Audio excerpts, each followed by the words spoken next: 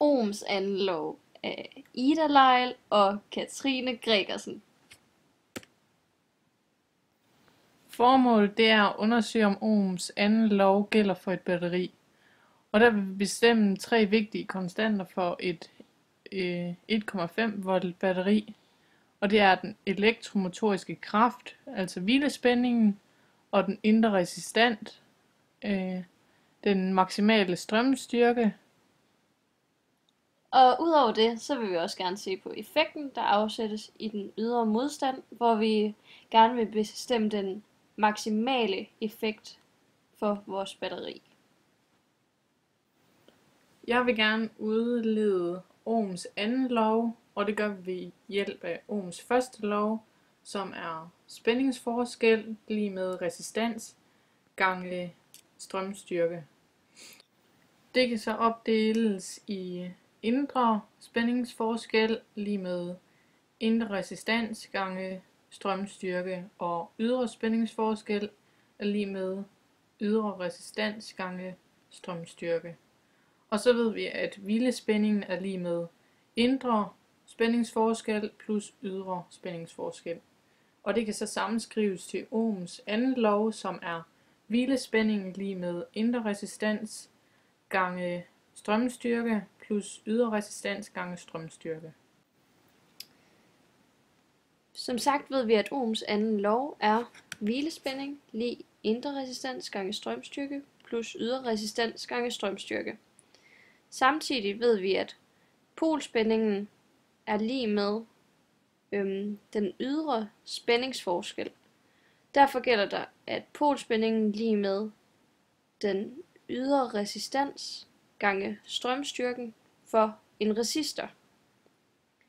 Det kan så sammenskrives til, at den hvilespændingen eller den elektromotoriske kraft er lige med den indre resistans gange strømstyrken plus polspændingen, som altså er tilsvarende den ydre resistans gange strømstyrken.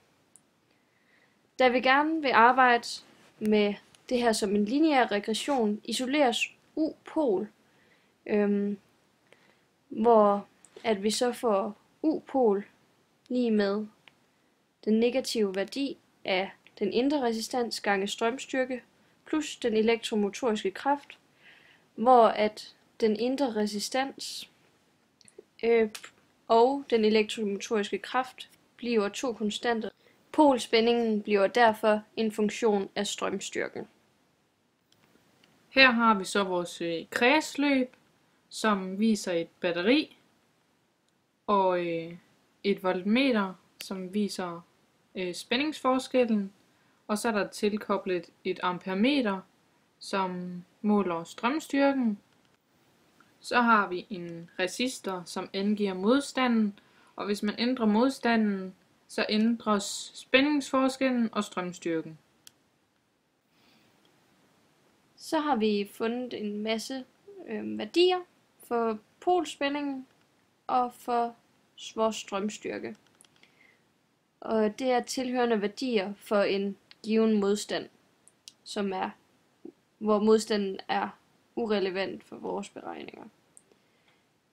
Men vi har indsat det i vores funktion, hvor at U-pol er en funktion af vores strømstyrke.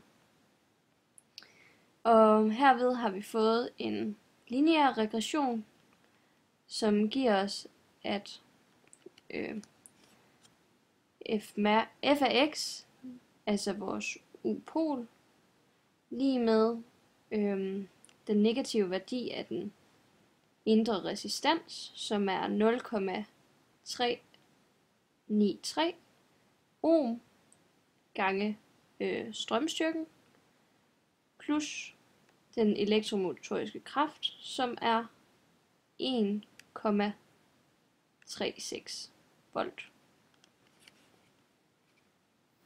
Så vil vi gerne beregne batteriets maksimal strøm, og der har vi så hentet den graf fra forrige side, hvor vi bare kan se, hvor at grafen den skærer x-aksen. For at finde I max, der sætter vi 0 ind på polspændingens plads. Så isolerer vi for I max, og det giver så 3,45 ampere, og det er altså kortslutningsstrømmen. Vi ønsker at lave en grafisk afbildning i Maple, hvor den ydre effekt er en funktion af strømstyrken. Derfor beregnes alle sammenhørende værdier af strømstyrken og polspændingen til den ydre effekt.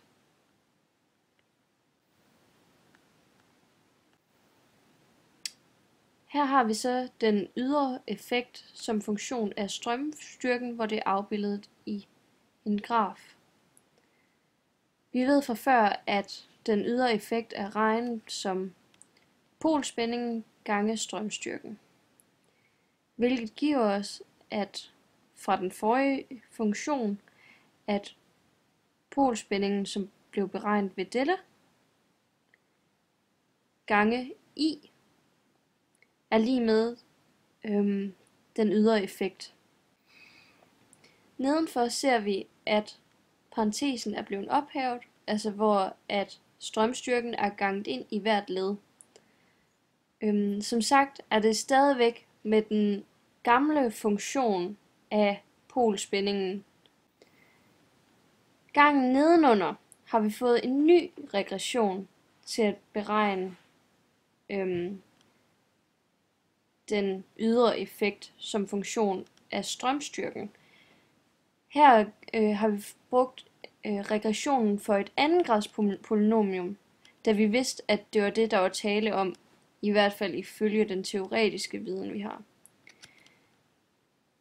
Her ser vi så, at tallene er meget ens i forhold til den indre resistans, og samtidig ser vi, at hvilespændingen også er meget lig hinanden. Det er altså et udtryk for stor præcision i vores udregninger. Dog ser vi en lille afvigelse, da vi har et ekstra led på her, som egentlig ikke burde eksistere, ifølge det teoretiske. Det er et udtryk for fejlkilder og målusikkerheder, som dog tages med i vores følgende udregninger. Nu vil vi gerne finde maksimum af funktionen af den ydre effekt. Og det gør vi ved at sætte den ydre effekt mærke af strømstyrken lige med 0. Og så solver vi for strømstyrken, og det giver så 1,731 ampere. Og når vi så kender strømstyrken, kan vi så sætte den ind på strømstyrkens plads for at finde den ydre effekt. Og den ydre effekt bliver så 1,175 watt. Nu skal vi have beregnet polspændingen til det givne punkt. Og det gør vi ved at sætte strømstyrken ind på strømstyrkens plads og udregner polspændingen.